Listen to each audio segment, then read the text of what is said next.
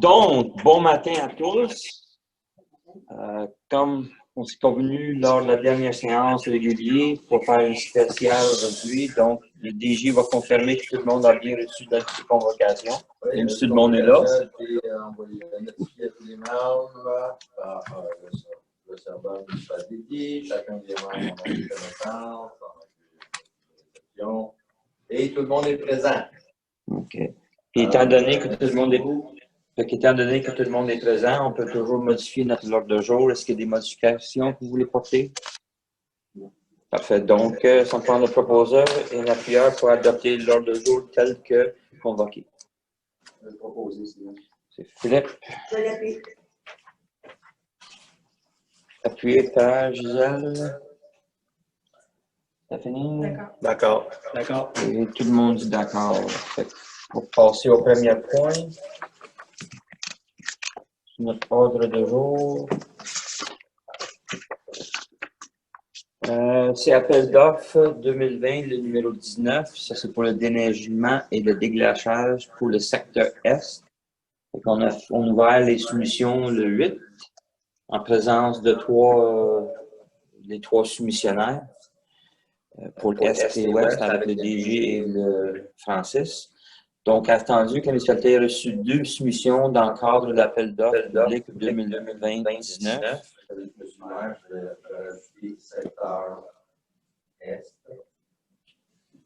Dans l'attendu? Oui. OK. Dans le secteur Est, puis les 2 soumissionnaires, c'est la gestion d'Exine pour 617 098,42 $. Ça, c'est taxes incluses. Le deuxième soumissionnaire, c'est Roger Dion et Fils pour 532 398,64 $, taxes incluses. Donc, je vais lire la résolution, puis ensuite, on va le discuter. Parce que, comme vous le savez, on a fait une soumission, une demande de soumission pour 3 ans avec 2 autres années supplémentaires pour un total de 5 ans. À la fin de 3 ans, si on est satisfait, si le contracteur est satisfait, on peut toujours prolonger pour les 2 années supplémentaires, mais c'est une option. Donc, si on ne prévoit pas notre droit de le faire tout de suite, soit nous ou soit le contracteur peut se retirer après les 3 ans et il faut retourner en appel d'offres. Donc, je vais faire la résolution puis on va discuter après. Fait que ça va me prendre de proposer un appuyeur pour indiquer que le préambule fait partie intégrante des présentes, d'accepter la plus basse solution conforme pour le déneigement et déglaçage des chemins de l'Initiative Brigham, secteur Est, soit celle de Roger Dion et Fils pour le montant de 532 398,64 $, taxes incluses, pour les saisons 2020, 2021, 2021, 2022 et 2022, 2023, avec une possibilité de 2 années d'option au même montant annuel de 177 466,21 $. Aussi, d'exercer l'option d'accepter pour l'année 2023-2024 au même montant annuel de 177 466,21 $, taxes incluses, la plus basse soumission conforme de Roger Dion et Fils, et d'exercer l'option de l'accepter pour 2024 et 2025 au même montant annuel de 177 466,21 $, taxes incluses, la plus basse soumission conforme de Roger Dion et Fils,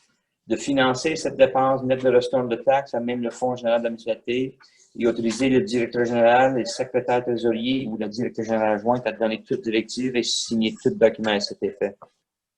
Donc, pour faire un résumé d'un petit peu ce qui est la soumission, comme vous voyez, c'est moins cher que le premier soumissionnaire pour les 3 premières années.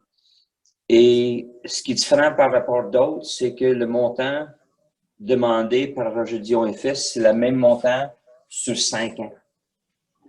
Fait que c'est sûr que c'est plus dispendieux qu'on payait à l'époque à l'ancien contracteur, mais c'est pas le même contracteur non plus. Et le montant demandé, il reste stable.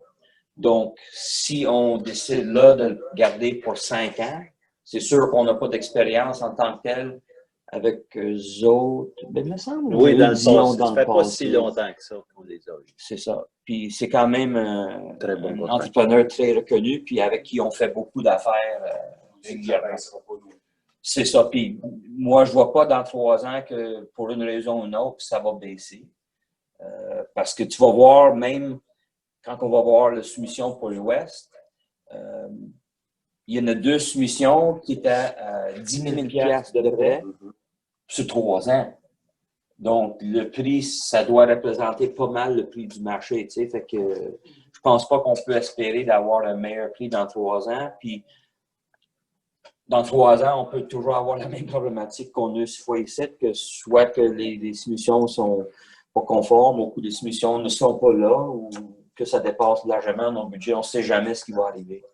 Fait que j'ai préparé la résolution en conséquence, mais vous pouvez en discuter puis décider autrement. On peut en prendre les 3 ans et on peut voir après 3 ans si tout le monde est satisfait, les 2 côtés, puis on peut prolonger si les 2 sont en accord. Étant donné que c'est un contracteur connu ici, moi, j'irais pour 5 ans. Je ne serais pas inquiet. D'accord. OK. Donc, Philippe? Oui. OK. Donc, la résolution que je viens de le lire, sans prendre la proposeur et l'appuyeur. Je propose. Stéphanie? Pierre Mireille? D'accord. D'accord. Le 3 et Philippe 4. OK. Fait que tout le monde dit d'accord. Fait que ça va être un contrat de 5 ans. Ensuite, le deuxième point, c'est encore le déneigement et déglaçage, mais c'est pour le secteur ouest, pour le 2020 à 2019. On a 3 soumissions au lieu de 2, mais c'est le même principe. Le montant qui est soumissionné, il est la même pour les 5 ans qu'il est soumissionné. Donc, attendu que le ministère a reçu 3 soumissions dans le cadre de l'appel d'offres public pour le secteur ouest 2020-2019. C'est gestion d'Exen pour 1 079 975 $ et 1 cent. Roger Dion et Fils, 931 743 et 14 cents. Et Georges Leroux et Fils pour 941 060 et 64. Vous voyez, 10 000 $ sur 3 ans. 3 300 $ de différence par année, c'est assez extraordinaire. Donc, ça prend le proposeur et une appuyeur pour indiquer que le préambule fait partie intégrante des présents. D'accepter la plus basse soumission conforme pour le déneigement et le déglaçage des chemins de municipalité de gamme, secteur ouest, soit celle de Roger Dion et Fils pour le montant de 931 743 et 14 cents, taxes incluses, pour les saisons 2020-2021, 2021-2022, 2022 à 2023, avec possibilité de 2 années d'option au même montant annuel de 310 581 $ et 5 cents, ainsi qu'une option pour le déneigement et déglaçage des trottoirs pour un montant annuel de 9 891 $ et 75 cents plus taxes en vertu du même terme. D'exercer l'option et d'accepter l'année 2023-2024 pour le même montant annuel de 310 581 et 5 cents taxes incluses, de plus basse soumission conforme de Roger Dion et Fils. D'exercer l'option d'accepter pour l'année 2024-2025 au même montant annuel de 310 581 et 5 cents, la plus basse soumission conforme de Roger Dion et Fils. D'exercer l'option pour chacune des années 2020 à 2025 pour le déneigement et le déglaçage des trottoirs et accepter l'offre de Roger Dion et Fils pour un montant annuel de 9 891 $ et 75 cents, taxes incluses, qu'on va financer de cette dépense nette de retourne de taxes à même le fonds. Pardon? Oui, c'est plus taxes. Plus taxes là. De financer cette dépense nette de retourne de taxes à même le Fonds général de la municipalité et d'utiliser le DG, le secrétaire trésorier ou le directeur général adjoint à donner toute directive et signer tout document à cet effet. Donc, ouais, on va en parler du trottoir. Fait que. Juste 30 secondes, je ne sais pas si vous l'avez mentionné, mais en haut, je vais modifier aussi. Oui, j'ai ajouté West quand j'ai fait la lecture.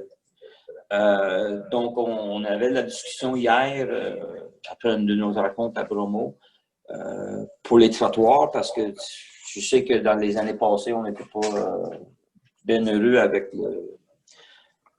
les trottoirs. Fait que je ne me rappelle pas s'ils ont été déglacés ou non, ou juste la neige a été tassée. Fait que j'ai demandé au DG de vérifier auprès Roger Dion et Fils pour savoir c'était quoi l'intention exactement. Fait qu'il peut vous faire le résumé. Et donc, c'est la raison que je l'ai inclus là-dedans. Oui, ça, pour M. le maire, j'ai fait une vérification. Le contrat comprend le déneigement et le déglaçage. Et ça comprend des pins et des érables. Je n'étais pas sûr hier, là. Donc ça comprend vraiment tous les trottoirs, pour le peu de trottoirs qu'on a. La neige n'est pas ramassée, parce que là, ça coûterait trop cher. Donc, mais je pense qu'on va avoir un travail de meilleure qualité cette année. Je veux dire, les années prochaines. Alors, ben voilà.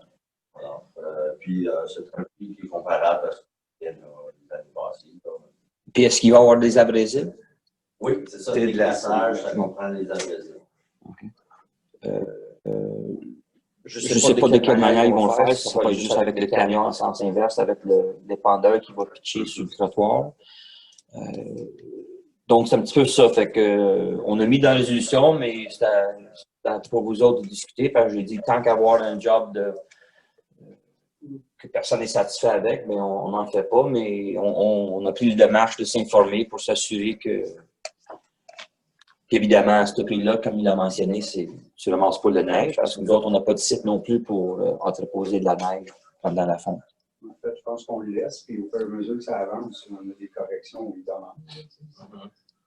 On peut toujours s'ajuster et dire, écoute, les gens sont tout à fait satisfaits, je sais pas, je donne des hypothèses. Si on ne le met pas, on ne le met pas. Si on le met, au moins, on a des chances de discussion avec. C'est ça. Les gens ne pourront pas dire qu'on n'aura pas. Oh non, c'était pas 20 000 comme on a déjà pensé. Mais c'est complètement à votre discrétion. Moi, je suis d'accord avec Philippe.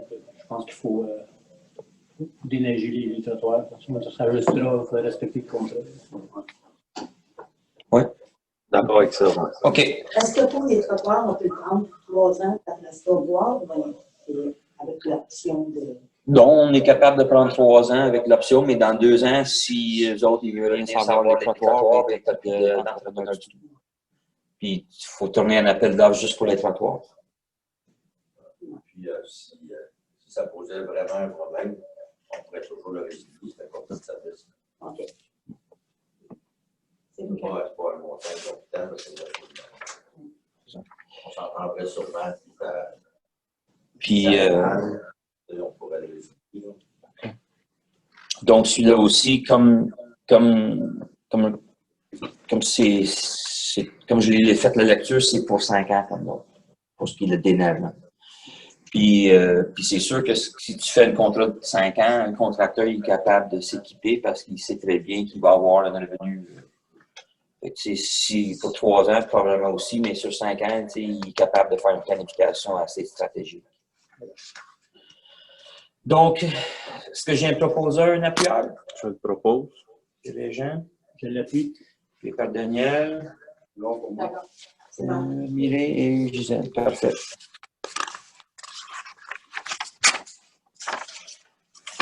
Je vais voir 5 ans là aussi. Là. Oui, c'est ça.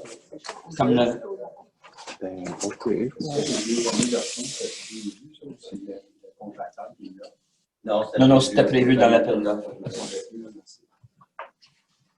Ensuite, le troisième point, c'est appel d'offres 2020, numéro 20, c'est la réfection du chemin Magenta dans le projet PAVL 2017-750A. Adjudication, donc c'est la même affaire. Le mardi, on a ouvert les soumissions en présence de deux personnes étaient présentes. C'était les représentants de Bernard Ostigui puis Eurovia. Le troisième soumissionnaire, Roxborough, c'était juste la soumission qui a été déposée. Il n'y a pas personne ici pour l'ouverture. Donc, ces deux personnes-là et les mêmes tout le personnel de la municipalité étaient présents. Fait qu'attendu que l'Institut a reçu 3 soumissions dans le cadre de l'appel d'offres 2020, numéro 20. La première, c'est Bernard Ostigui Inc. pour 4 939 326 $ pile. Eurovia Construction, 4 686 298 et 45 cents. Et Roxborough Excavation pour 4 342 $ pile. Puis ça, c'est tout des soumissions taxes incluses.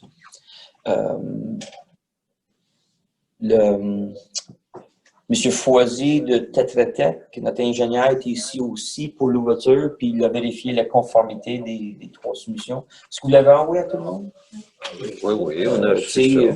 Dans ça, il en parle de la conformité, mais il dit c'est qui est plus haut dans telle chose, qui est plus bas, tout ça. Fait que, on a des soumissionnaires conformes. Roxborough, c'est une compagnie un petit peu plus loin que les autres, mais c'est des sous-contractants. Dans la région, c'est Beauval en majorité. Donc, qui sont à Ange-Gardien ou Saint-Césaire, Sainte-Cécile? Ah. C'est ça.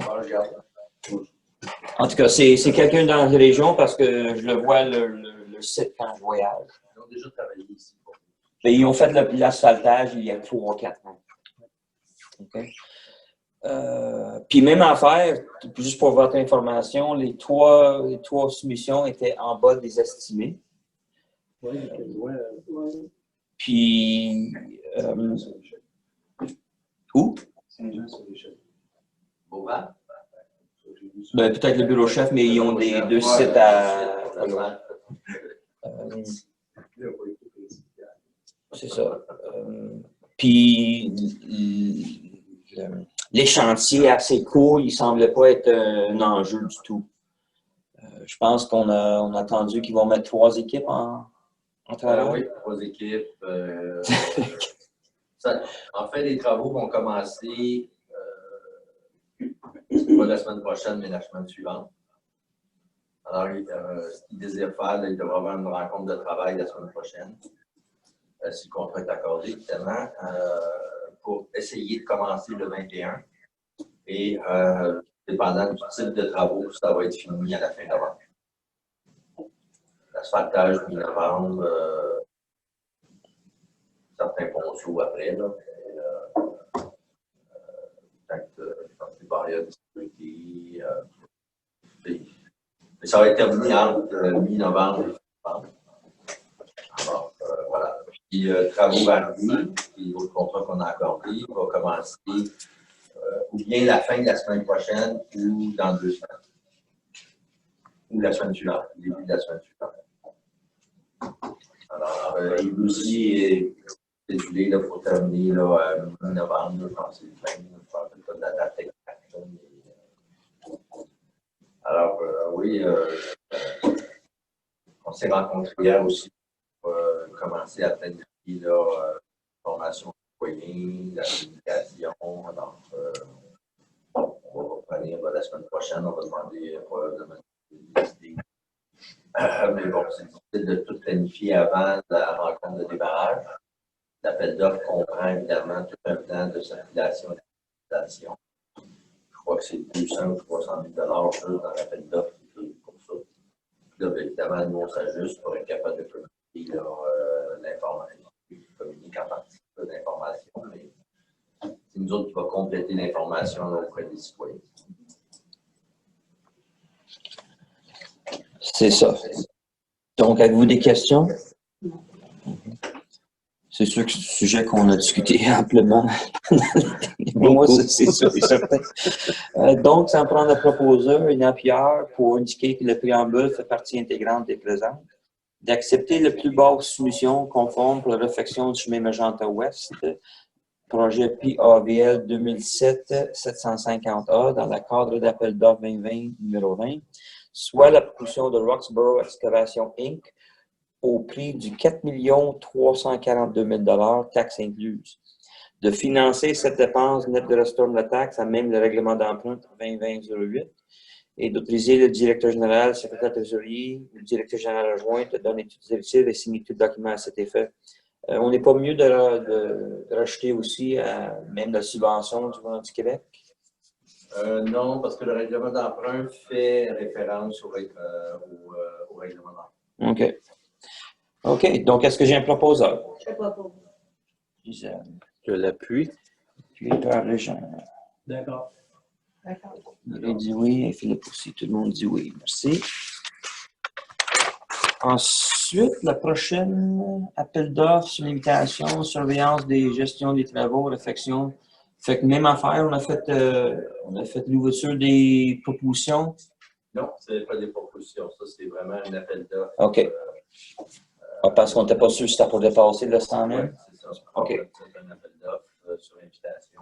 C'est ça. Fait que même chose, le matin du mardi, le 8, on a ouvert les soumissions. Il y avait une seule et unique soumissionnaire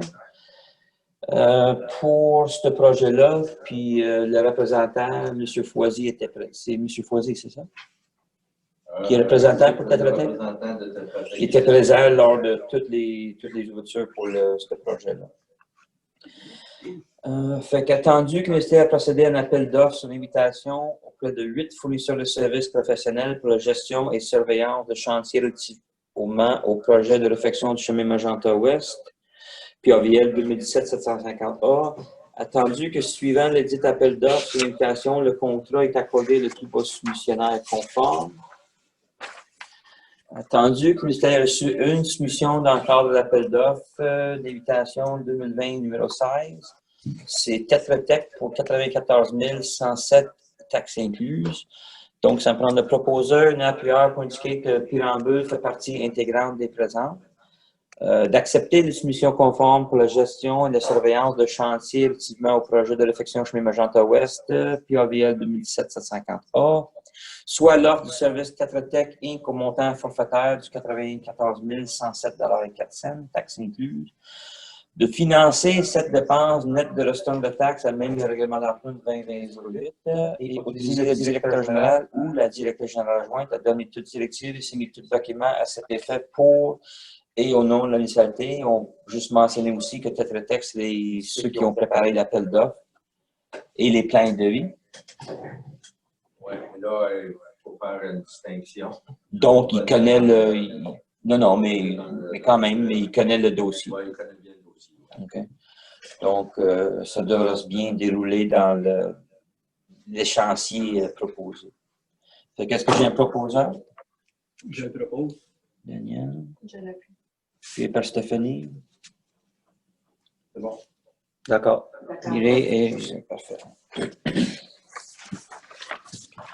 Ensuite, appel de proposition pour le contrôle de la qualité des matériaux, réfection du chemin Magenta Ouest, PAVL 2017-150A, l'éducation. Fait attendu l'appel de proposition pour les services professionnels, contrôle des qualités des matériaux, prévu au projet de réfection de chemin Magenta Ouest, PAVL 2017-750A.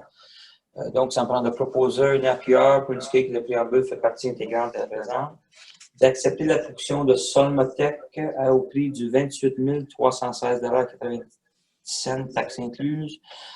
Taxe en su pour le service professionnel, contrôle de qualité des matériaux prévu au projet de réfection du chemin Magenta Ouest, PAVL 2017-750A, de financer cette dépense nette de restante de taxes à même le règlement d'emprunt 2020-08 et autoriser le directeur général et le secrétaire trésorier ou le directeur général adjoint à donner toute directive et signer tout document à cet effet. Fait que c'est la même procédure qu'on a faite pour les projets variés. On a l'ingénieur ensuite le contrôle de qualité du matériau. Est-ce que j'ai un proposeur? C'est Philippe. Mireille? D'accord. D'accord. Stéphanie, parfait. Ensuite, le 8e point, résolution règlement d'emprunt 2020-07, autorisation de signature. Fait est-ce que tout le monde a reçu notre lettre du ministère? Oui, Okay. oui. Donc, tous les deux règlements d'emprunt ont été autorisés. Donc, ça clôt toutes les exigences pour commencer les travaux. Fait qu'attendu l'autorisation émise le 4 septembre 2020 par le MAMACH pour le règlement d'emprunt 2020-07 et la promulgation du dit règlement le 8 septembre 2020, ça me prend de proposer un appuyeur pour indiquer que le préambule fait partie intégrante de la présente et aussi qui va m'autoriser moi-même et le directeur général, M. Pierre Lefebvre, à signer tous les documents nécessaires auprès de la Caisse populaire des Jardins afin de contracter un emprunt temporaire jusqu'à un montant de 3 402 271 $ pour pouvoir aux dépenses engagées dans le cadre de l'exécution de travaux de reconstruction de partie allée ouest, une partie allée est, une partie du nord et des remplacements de 5 ponceaux suivant le règlement 20-20-07. Est-ce que j'ai un proposeur? Je le propose. Jean? Stéphanie? D'accord. Gisèle, d'accord. Puis juste pour votre information, on était dans une rencontre hier, puis il y a une ville voisinante qui a emprunté de l'argent, 1,41%.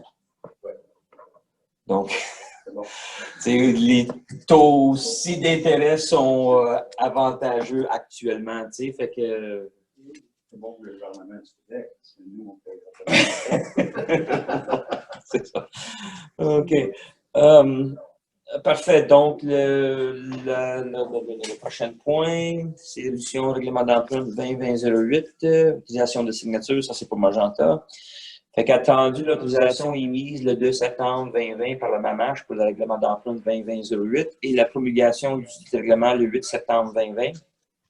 Simplement de proposer un appuyeur pour indiquer que le préambule fait partie intégrante des présentes et qu'on va utiliser moi-même et le directeur général, M. Lefebvre, a signé tous les documents nécessaires auprès de la Caisse populaire des Jardins afin de contracter un emprunt temporaire jusqu'à un montant de 6 162 504 6 162 504 pour pouvoir au départ s'engager dans le cadre de l'exécution des travaux de réhabilitation du chemin Magenta Ouest sur environ 4,8 km et le remplacement de ponceaux suivant le règlement 20-20-08. Qui fait la proposition? Je le propose. Daniel, et appuyé par Mireille. D'accord. D'accord. Oui, tout le monde a donné leur accord. Ensuite, suite à une rencontre du CCU hier soir, Mireille va vous donner les détails sur deux demandes. Est-ce qu'il y en a deux? Oui. On regarde les deux, c'est ça. Fait que c'est deux demandes de délégation mineure. Alors, la première demande, c'est la dérogation mineure 2020-0006. C'est un Attends 2 secondes. Mireille, juste mettre votre micro. Moi, je vais le mettre le mien sur lui. OK.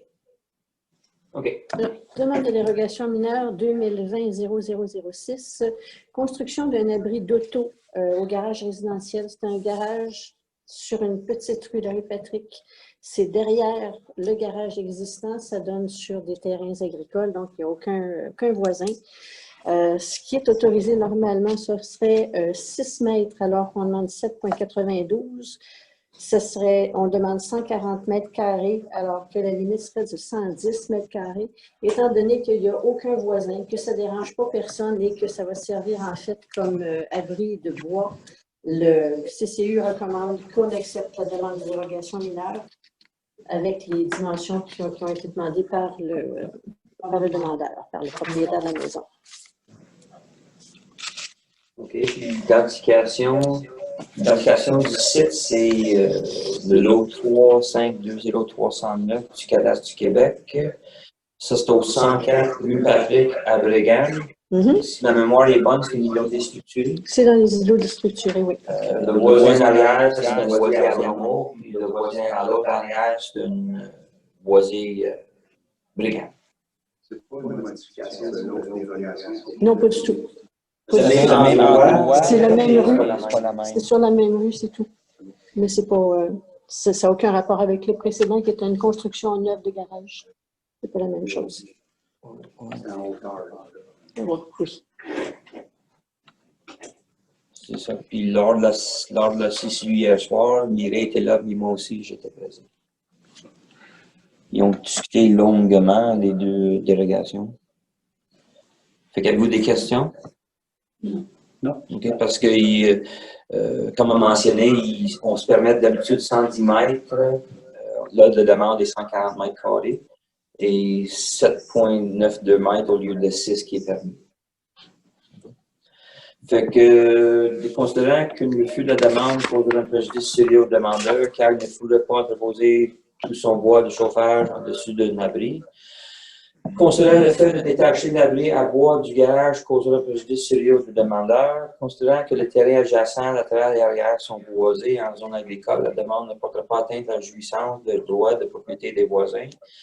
Considérant que la largeur de 7,9 mètres est mineure par rapport à la norme de 6 mètres, que cette largeur correspond à une largeur appropriée pour un abri d'auto de double largeur. Considérant que l'abri d'auto sera plus bas que le garage et donc aurait fait de diminuer son volume. Considérant que le CCU reconnaît l'usage déclaré par le demandeur. Considérant que peu importe l'usage fait par le demandeur, la structure est celle d'un abri d'auto. Le CCU recommande l'acceptation de la demande qui a pour but de permettre la construction d'un abri d'auto attenant à un garage résidentiel. La superficie cumulative de l'abri d'auto plus le garage sera de 140,1 mètres carrés et l'abri d'auto aura une largeur de 6,92 mètres lorsque l'article 70 de notre règlement de zonage prévoit une superficie de 110 mètres carrés et une largeur de 6 mètres maximale. Monsieur le maire, juste avant le CCU, je vais rajouter considérant que le CCU recommande. OK. Donc, sans prendre le proposeur, un appuyeur peut accepter la recommandation du CCU concernant l'emplacement visé situé sur le lot 3520309 du Cadastre du Québec. La matricule 5916-75-7215 au 400 rue Patrick à Brigham et permettre la construction d'un abri d'auto attenant au garage résidentiel. La superficie cumulative de l'abri d'auto plus le garage existant sur le dessert 40,1 mètres carrés.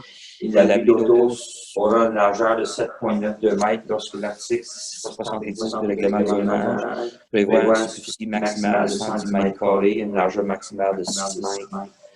Puis on n'a pas mentionné, peut-être ça va se trouver dans les minutes ici aussi. Si jamais le demandeur dans le futur, il veut que l'abri devienne partie du garage, donc la fermeture des côtés qui n'est pas permis avec un abri, ça va aussi être obligé de faire partie d'une demande de déclaration mineure. Okay. Donc, puis je leur ai exposé d'informer le demandeur que si jamais dans le futur il y a des modifications. Si les modifications, évidemment, ça porte sur l'ensemble du projet, parce que c'est quand même 110 mètres carrés de droit, et actuellement il est jusqu'au 77. Donc il y a une partie du garage qui serait permis sans délégation. Est-ce que j'ai un proposeur? Je propose. Mireille? Je l'appuie. C'est Stéphanie qui fait qui l'appuie. Stéphanie? Ouais. Oui, fait que je vais marquer Stéphanie. D'accord. Gisèle. D'accord. Parfait. Ensuite de ça, Mireille. Deuxième demande de dérogation mineure, la DM 2020-0007, permettre la construction d'un abri d'auto attenant à une maison mobile avec une marge de 1,9 mètres, alors que l'article 72 prévoit 3 mètres. C'est une petite maison mobile, évidemment, avec un abri demandé par le propriétaire de la maison. Il y a déjà, l'abri serait sur une partie asphaltée qui sert déjà de stationnement pour l'auto.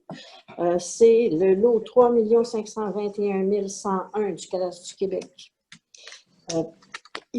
Si on demande de respecter le 3 mètres, il ne peut pas rentrer son auto, puis ça devient beaucoup trop étroit, il ne peut pas vraiment faire un abri. C'est un abri, donc, c'est 2 poteaux avec un toit, ce n'est pas un abri fermé. Il pourrait fermer les murs à moitié sur 2 côtés seulement, mais il peut également le laisser ouvert. Ça, ce sera son choix. Ça ne dérange pas plus finalement que si le monsieur se met à tempo, qui est pas mal plus compliqué pour lui de défaire, de refaire et d'entreposer. Donc, le CCU considère qu'il n'y a pas vraiment de problème à ça. Il n'y a pas de problème avec le voisin parce qu'il n'y a pas de fenêtre sur ce côté-là de la maison du voisin. Donc, il n'y a pas de vue là, qui pourrait être obstruée ou dérangée par la construction d'un abri ouvert. OK. Puis, juste pour vous aviser que le demandeur a fait faire de sa demande, il a fait faire un croquis par un arpenteur géomètre. Puis, hier soir, j'ai eu quelques, peut-être lacunes dans nos réglementations qu'on va, à un moment donné, modifier. Mais juste pour dire que la dérogation demande 3 mètres pour un abri d'auto, mais c'est 1,5 mètres pour un garage. Donc, s'il était pour mettre son garage là, il n'y aura pas de dérogation mineure parce que la dérogation, c'est entre 1,9 mètres et 2,4 mètres, la distance. Mais si c'est un garage fermé, mais avec une fenêtre, il y aura droit à 1,5 mètres. Tu sais, fait que c'est là qu'on voit qu'il y a des travails, des améliorations à faire sur nos réglementations. Puis aussi sur le croquis. Le voisin à un côté, lui, il a un garage qui se trouve à peu près 1,5 mètres, 1,7 peut-être. Puis l'autre, c'est une remise qui se trouve à moins de 2 mètres. Tu sais, fait que on voit mal comment empêcher quelqu'un de s'installer à 1,9 mètres. Quand les autres sont. Mais les autres, ils respectent parce que le garage puis remise, mais tu sais, que s'ils mettent un garage à même endroit. Puis l'autre affaire aussi, c'est que l'abri qui va être installé, il est moins large que l'entrée dans le sol qui est déjà existante. Tu sais, fait que ils ont regardé le grand logique, puis ils ont dit, ben oui, c'est sûr. Ce qu'on a demandé en plus, c'est que les eaux de neige soient éloignées de la propriété du voisin. C'est ça. C'est ça, parce que, étant donné parce que son abri d'auto, il faut qu'il gère ses eaux sur sa nouvelle toit parce que le voisin à un côté est plus beau.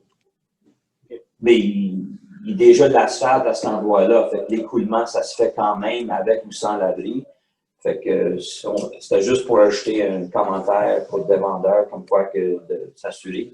Il n'a pas le droit d'envoyer ses eaux sur le voisin, peu importe, mais juste de rappeler que c'est peut-être bon qu'il rajoute des gouttières ou d'autres manières de faire gérer ses eaux.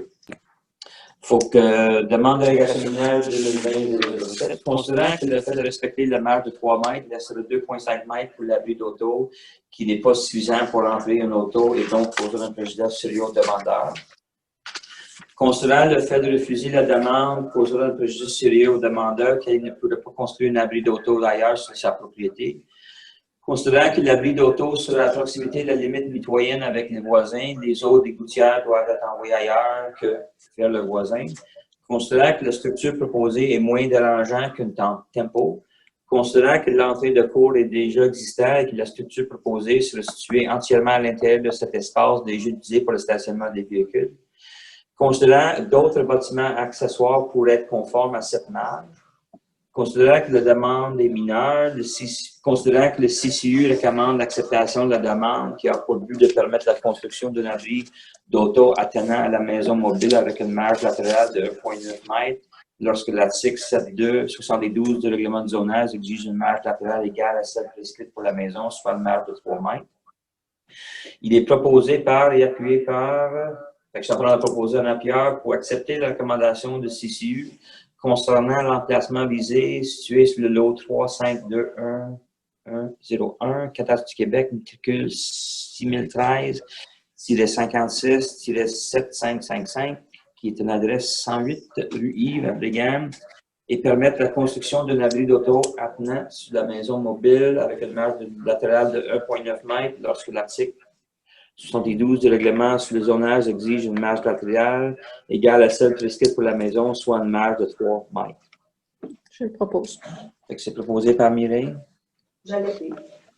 Et Gisèle. Bon. D'accord. OK. Est-ce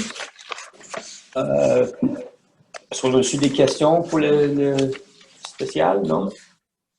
OK. Donc, il est actuellement 9h10 et à moins que dans les questions, la séance est terminée. Ben, peut-être juste, est-ce qu'il y a eu des plaintes ou des commentaires pour le chemin Chouanière qui va rester gravier ou...